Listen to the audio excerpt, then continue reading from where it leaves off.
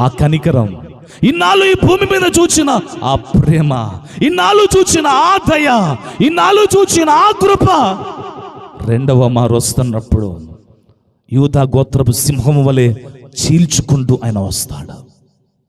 సామాన్యం కాదు.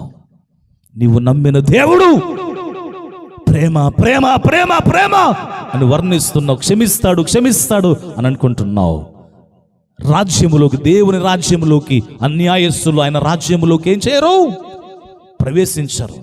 ఒకవేళ అన్యాయమైన బ్రతుకుంటే ఈ రాత్రి నువ్వెవరైనా సరే మార్చుకో. ఇంకా ప్రభువుని నమ్మక, ఇంకా ప్రభు సన్నిధికి రాక, ఇంకా దేవుని ఆశ్రయించక, క్రైస్తవుడై ఉండి ఇంకా లోకానుసారంగా లోక జీవితాన్ని జీవిస్తూ నీ కొరకు ఉంచబడిన నిత్య జీవాన్ని ఒకవేళ నువ్వు కోల్పోతే నిన్ను తప్పించే నాథుడు ఉండడు.